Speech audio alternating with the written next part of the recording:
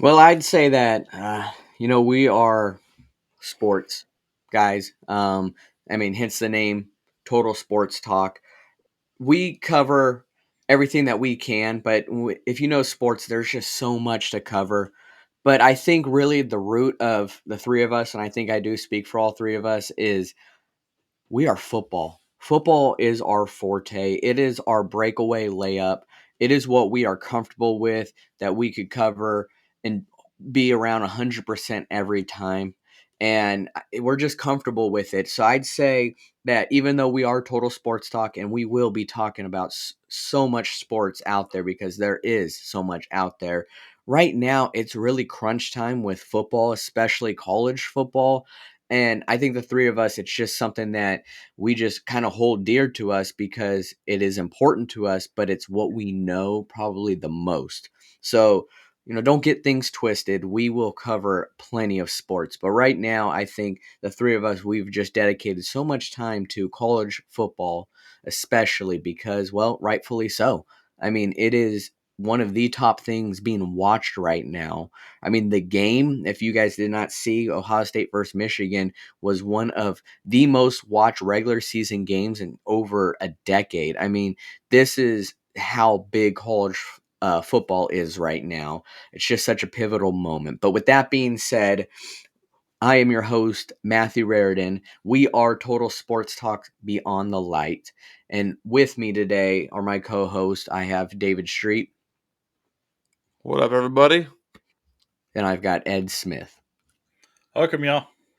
And just like I said, guys, college football, it was one of the biggest stories to talk about this last weekend, whether it was on Friday, Saturday, or Sunday. It was all anyone could talk about. So we're going to jump into these things here.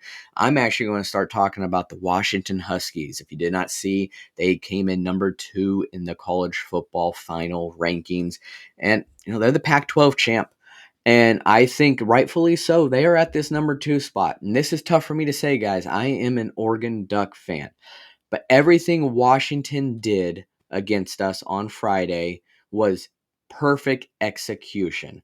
I have to tip my cap to Kalen DeBoer and Ryan Grubb for the performance they had on us. I mean, they knew everything that we were going to be running on offense and on defense. They just knew, but they were just so much powerful. This is something that honestly hasn't happened to Oregon all year. I know Oregon's always been talked about as being the small, fast guys, but Oregon has been powerful and strong this entire year until they play Washington.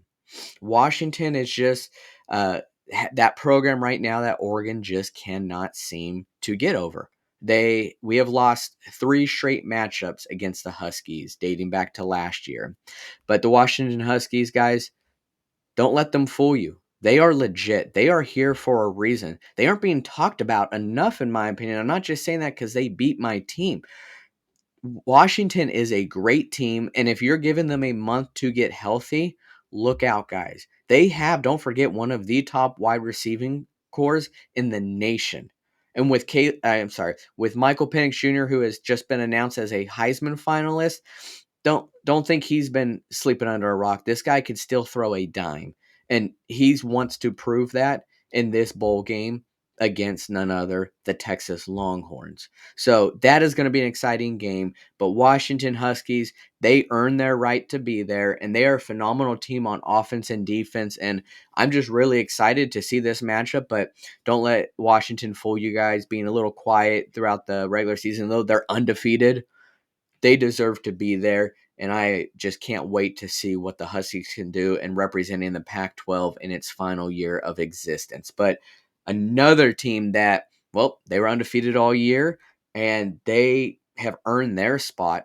And it's the number 1 team. That's the Michigan Wolverines. And David is going to cover just a little bit on what the Big Ten champ did. Well, I think we knew all season long that if Georgia had lost in the SEC championship, then Michigan was obviously going to be vaulted up to number one. They've been the number two team for most of the season, and then they were the number three team for a bit. But them being vaulted up to the number one team is not surprising at all. They've been quite clearly the most dominant team in college football.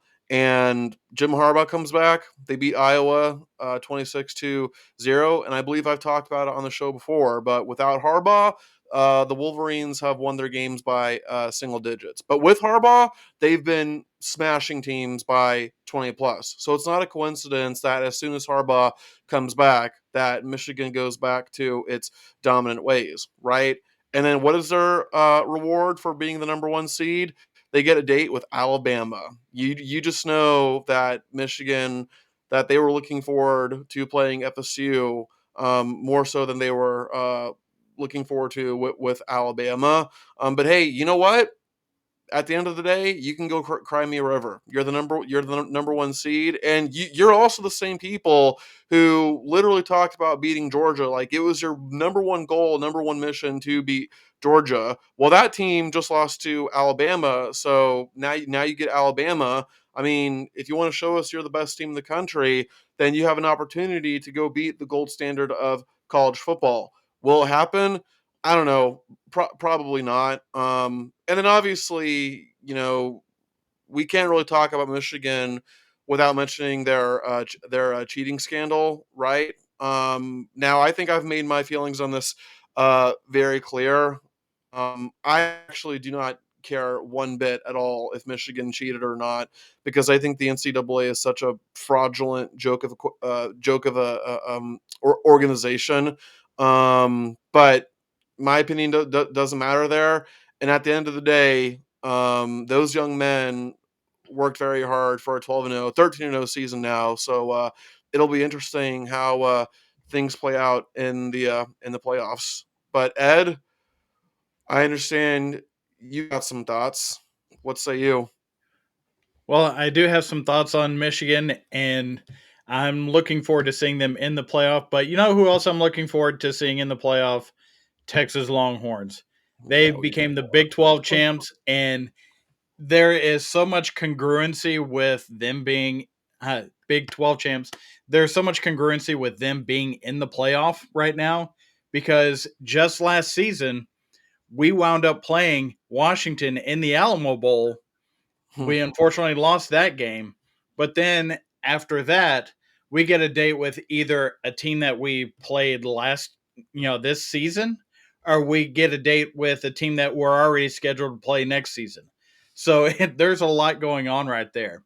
But one of my favorite things about the entire thing is the fact that we went out of the Big 12 the same way that we came in as the conference champion with just a surprising performance in the Big 12 championship game because I don't think, while everybody knew that Texas was going to do well, they didn't think they would do this well. We're talking over 662 total yards of offense, and they had 28 points off the first 24 plays. That is, insanely powerful against a good Oklahoma State team that brought in the nation's leading rusher, which, by the way, wound up only gaining like 34 yards on 16 carries. I mean, that is just shutting down everything. Plus, Coach Sark has learned how to manage that vaunted 3-3-5 defense that has had given him trouble, but it was no trouble this time. Quinn Ewers didn't get a hand laid on him most of the game. He wound up with 4 touchdowns and 1 interception just on a bad decision in a third and long situation. But with the way that team is playing and constructed, this is where they belong. Even though they've had some ups and downs, they do belong in this playoff without any question. They're so that's the top 3 teams, Michigan, Washington, and Texas, all deservedly in the playoff. But then uh, there was some uh, questions about the other two conferences that had their championship games over the weekend. And Matthew, you wanted to talk about that SEC championship game? Yeah, the SEC championship game is one of those that pretty much everyone had their eyes on. Everyone kind of expected Michigan to steamroll Iowa, and that's exactly what they did. And well, Washington and Oregon actually it was the complete opposite. Everyone expected Oregon to win that game, and well, we saw what happened there with Washington winning. But this game was so intriguing because you had Georgia and you had Alabama. Georgia being the number one team in the country, and Alabama being number 8. So it was, how are things going to play out this game? Because, well, if you didn't know, Nick Saban, he's got Kirby Smart's number. Well, and there's no surprise here. He still has his number. And that is right. The Crimson Tide beat the Georgia Bulldogs 27-24. And, well, guys, it it started out a little slow, but then then you saw the second quarter kind of going, and you started seeing Alabama kind of just taking control of this game. Even though you had Will Reichert with field goals, it was more so of, well, you're seeing the tide kind of change from Georgia to Alabama, but there is halftime. How is Kirby Smart and Georgia going to adjust to things to then make this a better game? Well, they did actually. But once they started getting momentum, Alabama, well, let's just make this finish line just a little bit further for the Bulldogs to get to. And that's exactly what they did. Is anytime Georgia had momentum, Alabama would then take that right away. And guys, I know this wasn't his best game, but Jalen Milroe, he has turned into a quarterback that Alabama can win a championship with. He is a facilitator and he knows how to keep plays alive. And that's exactly what he did in this game. It's what he's been doing actually for some time now. And like I said, it wasn't his best game, but he won the game. Alabama won the game. They beat the number one team who came in with a 29-game win streak, back-to-back national champs. So what Alabama did was impressive, and it was so impressive enough, with a little help of a leg injury, propelled them into the 4th seed in the college football playoffs, where they will be facing the number 1 seed Michigan Wolverines. And there's a lot of drama that surrounds this, and we will get to that. But what I want to get to right now is the other conference champ in the ACC, and that is the Florida State Seminoles, who is David Street's arch nemesis. Well, just real quick, I want to offer on the SEC championship game is that even though that was uh 27-24 game, the truth is that Alabama was in control for most of that game because Alabama would go up by double digits and then Georgia would score to make the game closer than it appeared. But it was really never in doubt for most of the game. Alabama was in control. Now, as for Florida State, they are the ACC champions. Their first conference championship since I believe 2014. So it's been quite a while for those guys. They've gone through some hard times, but they're back. So, kudos to them. And FSU is just they're a well balanced team, and we see just how much of a team they truly are. When they were down to their third string quarterback, but they still beat a very good Louisville team by double digits. You know what happened with Jordan Travis was absolutely awful. It was gut wrenching. You never want to see anybody go through that. But even despite the injury, I thought that Florida State would still be in. And I don't want to get too much into it because I'll talk about that later on this episode. But I'll just say that I thought that they would be in. But obviously, the committee didn't deem them good enough to be in, and I'll just leave it at that for now.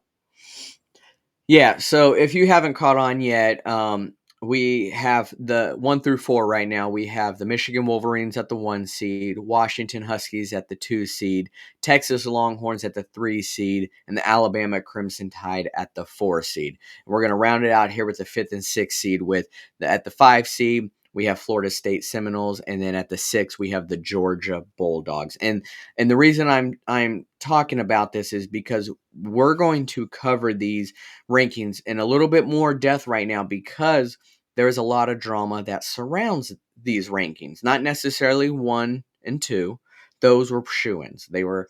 I don't want to say this, but they were undefeated. Conference champs. They had looked pretty dominant, but well, we're gonna get more to that right now, though. But it's it's just very important, because that 5th and 6th seed and how the committee is ranking things. Just when you thought the committee was showing their hands the whole time, they did change a little bit. But I kind of want to facilitate this here first. And I am going to start with Ed here. Do you feel, and if so, why, the college football committee got this right with Florida State? Although their quarterback is out for the remainder of the year with a leg injury, they did go on to remain undefeated and win their conference championship. Even though it may not have been the cleanest, they still won. But they were just short in the committee's eyes. And do you feel that is right? It may be. It's going to be controversial either side you're on this. I'm going to say that they got it right. You're talking a team that, we're a long way from September when Texas beat Alabama, and Bryant Denny Stadium, playing better competition the entire year. And they wound up with, I looked it up today, I think it was around 32 points a game, through the entire season against better competition than what Florida State was playing.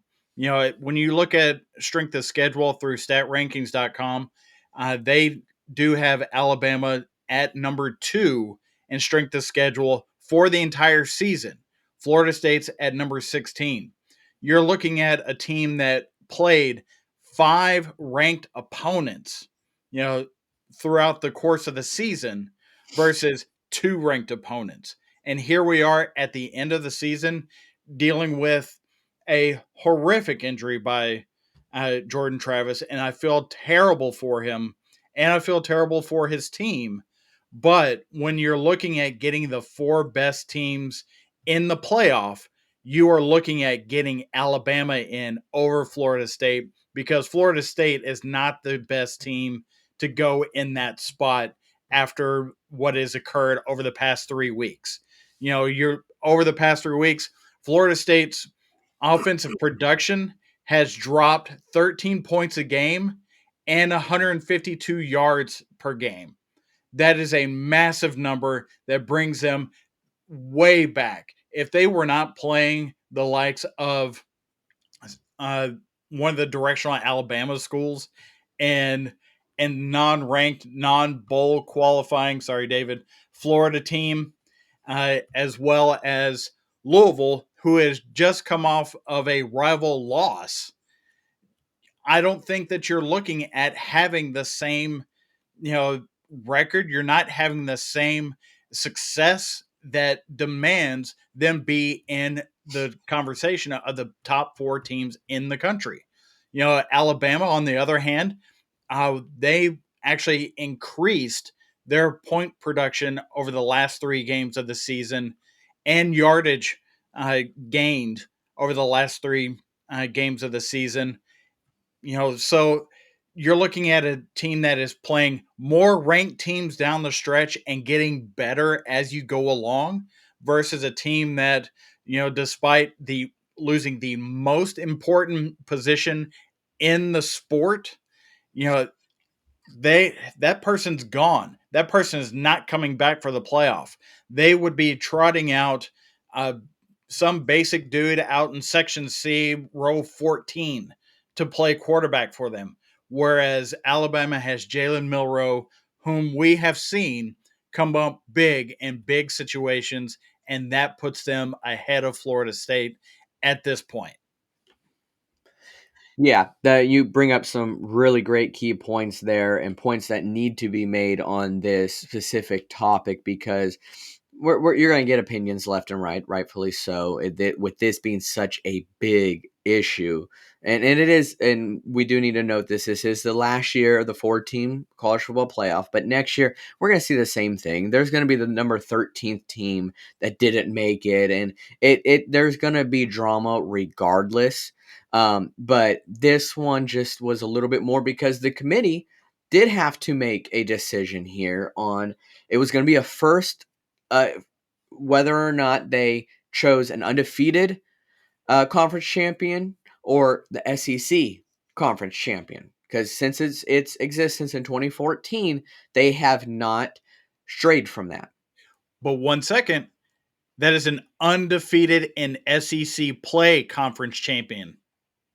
Correct. That you are. So it was going to be drama regardless. But I'm interested to hear David's points on why the committee was wrong.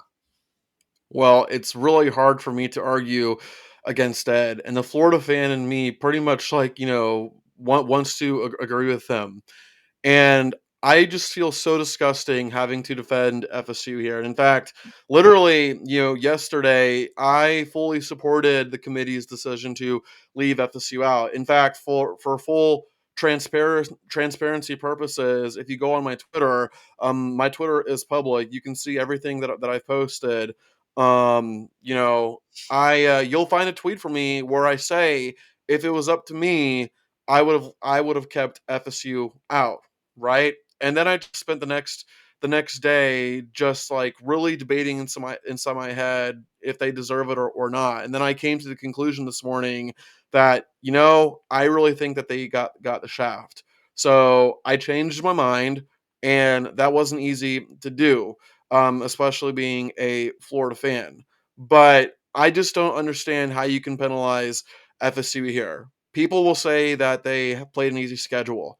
And that is true. You can't really argue against that at all. If you look at the opponents that FSU played altogether, it compiles a losing record. And I think deep down, FSU knew it was going to play an easy schedule. Obviously, they can't control what their opponents' records are going to be, but generally speaking, the ACC is usually never that good in football. It's usually Clemson, Florida State, and then occasionally throw in North Carolina here and there. But for the most part, the ACC is usually just not considered to be one of the top football conferences. And I think FSU knew that. They know that, and that's why they scheduled a game with LSU, right? A neutral site game where they absolutely crushed the Tigers by 21 points. And the only reason why it was not a 28-point game was because LSU scored a garbage time touchdown. Mind you, LSU is a common opponent. Alabama also played them at home and beat them by 14. So FSU beat them worse than Alabama did, right? People will also. And I almost forgot to mention, and obviously FSU also plays Clemson, and then Clemson, by their standards, didn't really have a great season. I think they still ended the season ranked like barely in the 20s, but obviously Clemson, by its standards, didn't have the season that it was expecting to. But still, it's Clemson. You would expect Clemson to at least be a 10 or an 11 win team because that's just the kind of culture that Dabo Sweeney has uh, built with them, right? You talk about I lost my train of thought, but I'm sure it'll come back to me as I keep going. I mentioned them beating crushing LSU. Now it's true that they did that with Jordan Travis, and obviously without Jordan Travis, their offense changed drastically. Okay, now notice my terminology there. I said that their offense changed drastically. Their defense still played lights out, and people have been talking about, well, the committee doesn't want another TCU, including me. Right? I also said that. I'm pretty sure I mentioned on my Twitter account that the committee does not want another TCU. But the truth is, guys, that's not very fair because you know why? That TCU team didn't have a good defense at all. They didn't have a defense at all. whereas FSU has a championship level defense. Jared Verse and Jarian Jones are two of the best defensive players in the entire country. I mentioned before that they beat Louisville by double digits. The offense, wasn't that great, but the defense put on a clinic. They had 7 sacks and well over 10 tackles for loss. And why do I keep saying LSU? Louisville. Guys, Louisville ain't no scrubs, okay?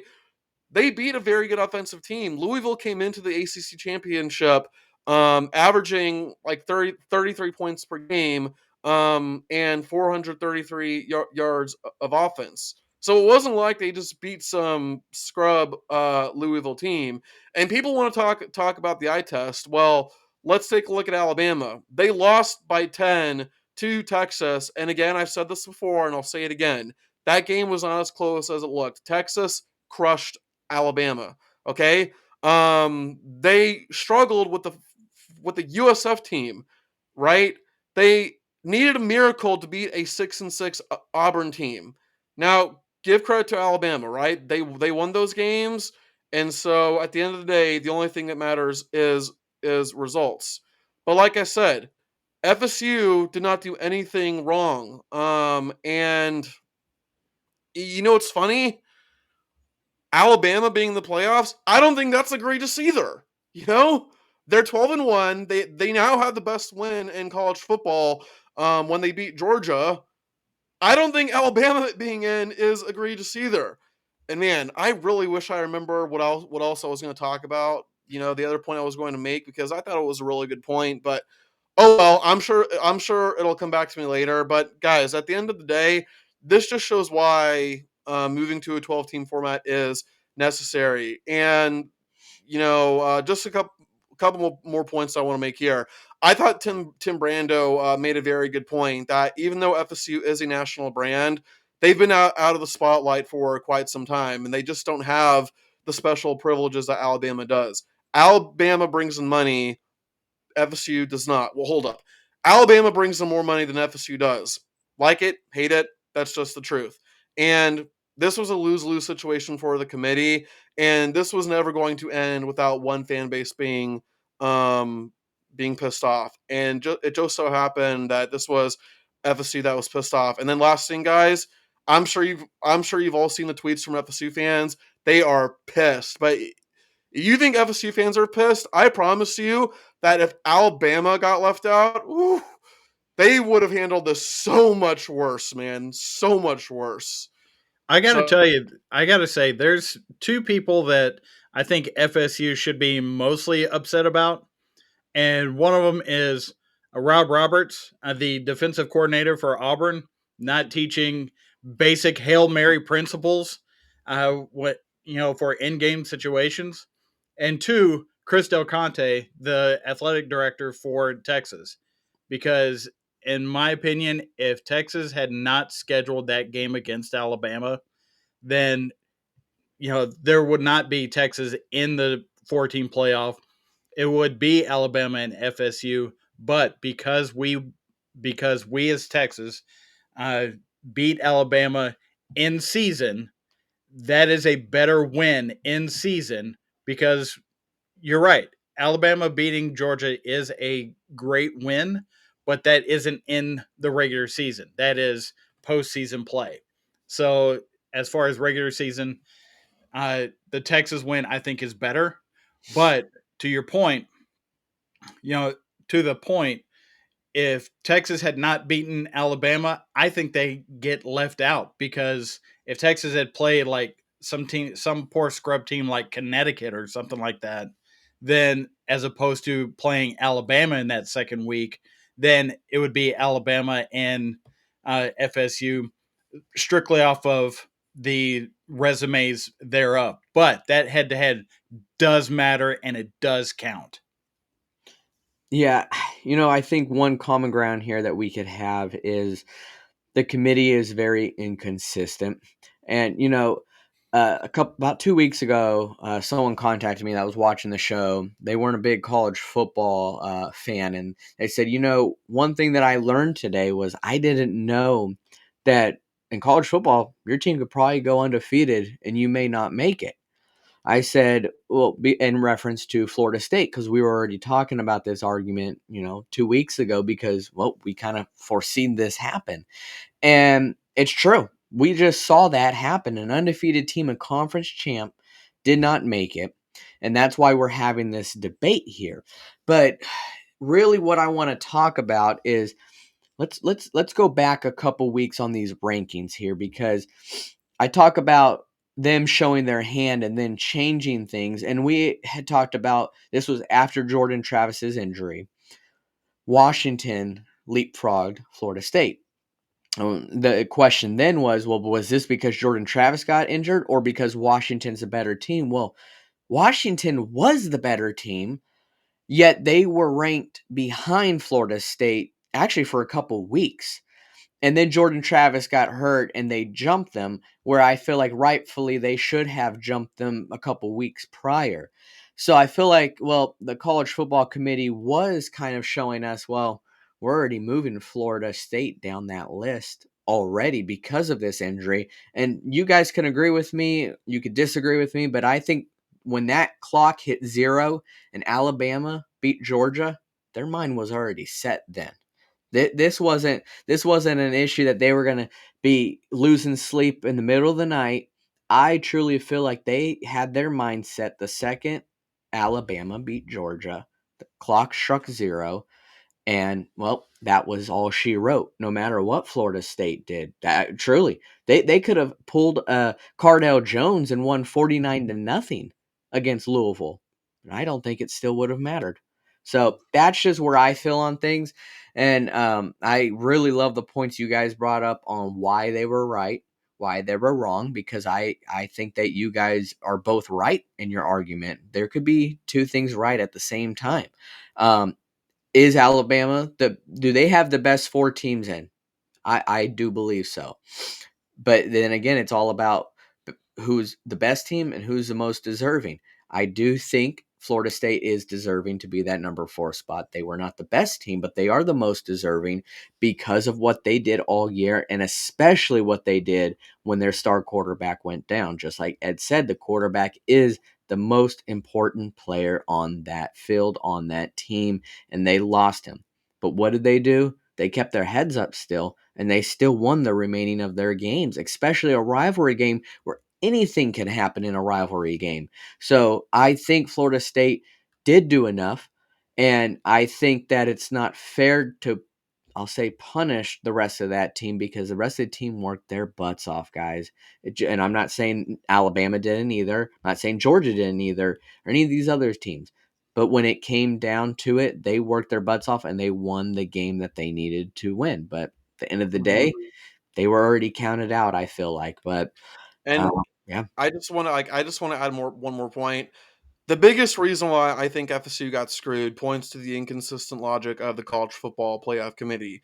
Boo Corrigan, I believe it was Boo Corrigan who said this, but when Washington had leapfrogged FSU, Boo said, and by the way, what kind of a name is Boo? Like what a very fitting name for arguably the biggest villain in college football, but I digress. Okay, Boo. Again, I think it was Boo. If I'm wrong, I'll correct myself later. But Boo had said that Jordan Travis's leg injury had nothing to do with Washington jumping FSU. Now, personally, I think Boo lied. I think he was lying there, but he still said it. And now it's like, well, now Jordan Travis's leg injury does matter. That you weren't singing that same song before, buddy. And whether you meant it or not, again, I think you were lying, but you still said it, and there needs to be accountability there. And one last thing for me is we were initially talking about 6 teams, having an opportunity. I really think it was only 5. Once Georgia lost the SEC championship game, they were completely eliminated from conversation. So when you're talking about only having 5 teams that you're talking about, it really does come down to the conversation of, 4 and 5. And that's the only conversation that mattered because everybody else was already set in stone. There were people saying that, well, Georgia still has a shot because they deserve it because they're the back-to-back college football champions and 29-game win. No, not at all. That they were done. So it really did. That conversation really had to be between, Alabama and Florida State, and by all accounts, the committee was up until 4 something in the morning looking at all the data points and looking at film and looking at everything. And keep in mind, these are not football people. These are not head coaches. These are not, people that are around the game day after day after day after day. This is like a side gig for a lot of these guys as athletic directors and former players and whatnot. But when it comes down to it, that's the conversation, and the conversation we just had. It is 4 and 5. That was the conversation. The rest of it didn't matter because we all knew that that's where it was going to be placed. Yeah, Yeah. your Georgia impersonation was so close to being spot on. You just missed a couple barks because yes, they like to bark. But want to kind of transition here because we are talking about four the best teams in college football and that they are going to duke it out. Well, yesterday we saw two of the best teams in the NFL duke it out. And guys, it was not close. We expected this game between the Philadelphia Eagles and the San Francisco 49ers to be a close game, a rematch of last year's NFC Championship game. And well, that was not the case. The Niners blew out the Eagles 42-19. Yes, you heard that right. 42-19. And well, last week we did rankings on where we thought who were the top 3 teams in the NFL. Well, we had Eagles 1, Niners 2, and it could have been flip-flopped. But if you look at the Eagles record and lately who they've beat, they deserve that number 1 spot. Well, guys, that's changing. And I think I speak for all 3 of us when we have the Niners as the number 1 team and as the standard coming out of the NFC. The Niners did go in a little rough stretch. They were dealing with injuries, but guys, they are back and they are back in fashion. The way they handled the Eagles yesterday was a warning to the rest of the NFL. Don't try us. We will beat you on offense. We will beat you on defense. We will outcoach you. We will outkick you. We will do everything and to win. And they and it's just so effortlessly. Honestly, I mean, don't get me wrong, they are trying out there, but it just seems like when you saw a team like this Eagles team come in with only 1 loss against the Jets of all teams, but you would have not guessed that this team only had 1 loss yesterday. I mean, the Niners held the Eagles to 46 rushing yards. I know they aren't a run heavy team, but I want to give props to this Niners defense because that's how good they are. They could stop the run game, but they could also stop the passing game. But the Niners themselves rushed for 146 rush yards, so 100 more rush yards than the Eagles did. But Mr. Irrelevant, no more. I mean, when's the last time we talked about Mr. Irrelevant being the most relevant player in the NFL? The betting odds came out today, and Brock Purdy is now the favorite for the MVP. And you would not guess this guy was the last pick in the NFL draft. I mean, the way he plays, he is a leader. He looks so comfortable out there, and just this Niners team is so stacked, guys. They really are, and they should scare every team out there. They really should. So I would not want to play them in the playoffs. I would not want to play them in the Super Bowl because this looks like a team that's destined to be the next big dynasty and can win several years in a row. And they probably would have last year if it wasn't for that injury. For the record, somebody on the 49ers, I believe it was Debo Samuel, had said that if Brock Purdy was in that NFC Championship game, it wouldn't be close. Well, whoever said that was right. Yeah, I mean, Brock Purdy did start the NFC Championship game. Let's get that straight. And the Eagles did start out really good in that NFC Championship game, but that's just a start. As we talked about before, halftime, you can make adjustments. Well, there was not a whole lot of adjustments that could have been made because Brock Purdy did then leave with that elbow injury. So we saw a full game of Brock Purdy, and although Jalen Hurts was out for a little bit in concussion protocol, didn't matter. the Niners had that game. I mean, they balled out and they did great. But on a side note, the Eagles did just pick up Shaq Leonard, who he has dealt with a lot of injuries, but this guy was a stud for the Indianapolis Colts. So let's not forget what he did for the Colts, but he has had injuries, but it's not like it would have mattered even if they picked him up last week. The Niners are just that good. And we were treated with we thought would have been a great game, but it's still, the matchmaking was amazing. And I'm glad that we were able to see this game because it is probably a preview of the NFC Championship once again, unless Dallas decides they want to play in the postseason, but that's to be determined. But chances are, Wait, did the Lions just stop playing football? no, but Don't give up on the Lions, man. I'm excited for the Lions and what Dan Campbell's doing. The NFC is stacked. All right. When you have the Eagles, the Niners, the Cowboys, the Lions, the NFC is stacked. And I love seeing it. I mean, I really do, because these guys are going to be duking it out just as the top four in the college football playoff are in their playoffs in the NFC. So, but I we will will. What were you saying? Yeah, I will say that, like, the Lions have been inconsistent this season on defense, and that very well may end up being their, Achilles heel, but they're still a team to look out for. And Oh, we're yeah. also looking forward to this upcoming week where the Cowboys and Eagles play. And we'll see how that, shakes up the rankings for the playoff picture. Yeah, I mean it is big because the Cowboys are on a high right now and they could still win this division. They really can, especially with this loss that just happened with the Eagles. Cowboys win this next one, they're looking great. They're looking into the driver's seat, so it can shake some things up, but I'll be interested to see how the Eagles bounce back from this loss. But you want to add anything else, David? I was just gonna say I wouldn't even know who to root for between the Cowboys and the Eagles because on one hand you have arguably the most annoying fan base in the world. Hold up, yeah, no, I'm not. And Yeah, then you basically have the professional Georgia Bulldogs. So that you It, do. it's the worst fan base in the world, and then the worst fan base in the world. It's the I'm rooting for Bane. That's really how Yeah. I'm rooting on that one. There you go. But we were surprisingly able to see a great game this weekend that maybe some didn't expect. But I'll tell you what, I talked about him a couple weeks ago, and that's Jordan Love, and he's looking really great.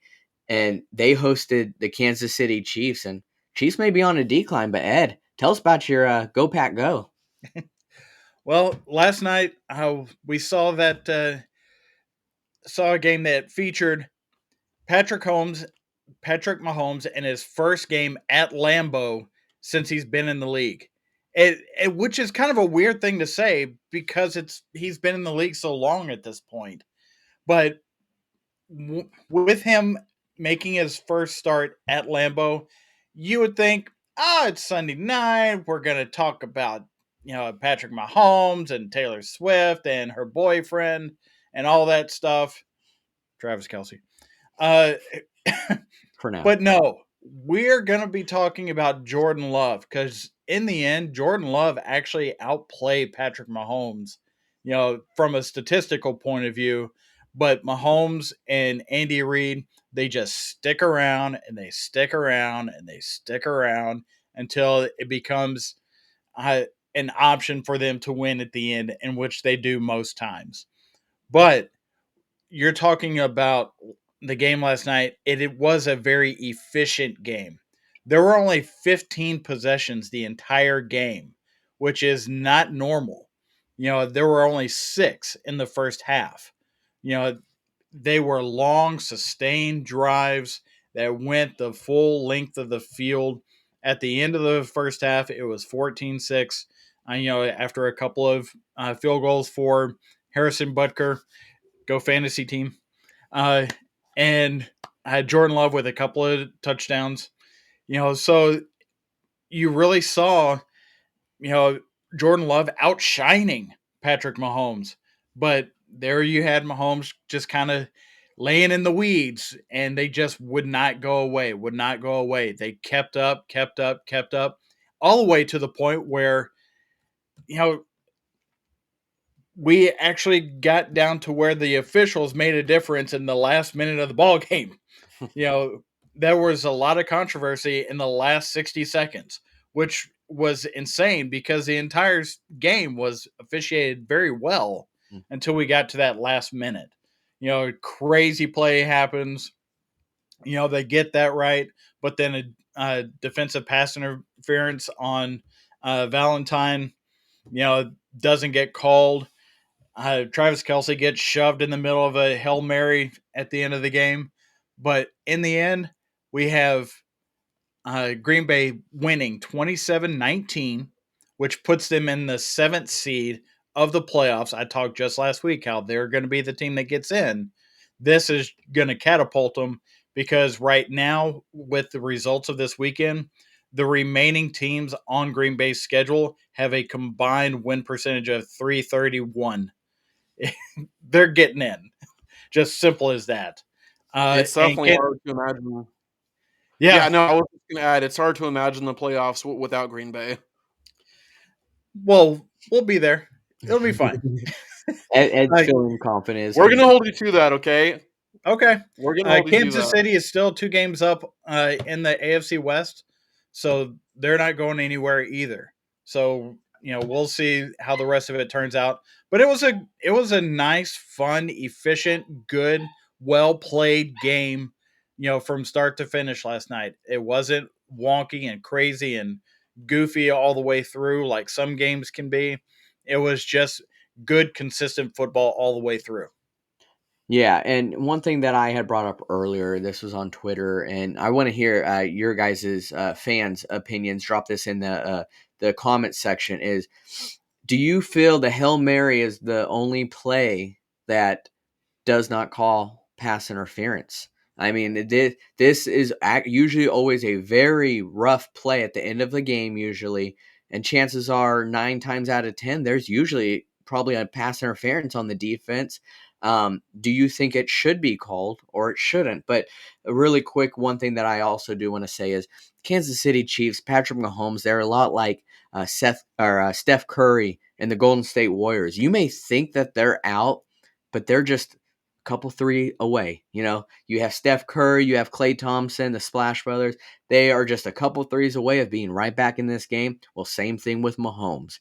He will always find his way to be back into a game. When is the last time you ever heard Patrick Mahomes and the Chiefs got blown out? I don't think ever. I mean, that's just how good. Buccaneers. Super Bowl? But Super Bowl? that's just how good the Chiefs are. They always find a way to get back in that game, and that's just who Mahomes is. But David did just bring up the Buccaneers. And we saw history yesterday, and I know David is ecstatic to talk about this, even though his team may not be doing the best right now. History is history, and this is a good side of history to be on. Well, you're right. We're not doing the best, but we could still possibly win the division because the NFC South is such a turd division. But you're right. We did see history. Mike Evans has 10 straight 1,000-yard receiving. This is his 10 straight 1,000 receiving yard season to start a career, which has never happened before in the history of the NFL.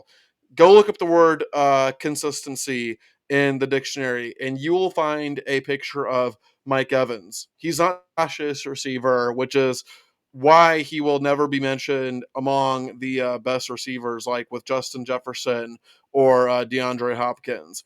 But he should, because even though he's not flashy, as I said, he is consistent and he is always going to be reliable. And just how good has he been for the Bucs? Well, this is these are franchise records, by the way.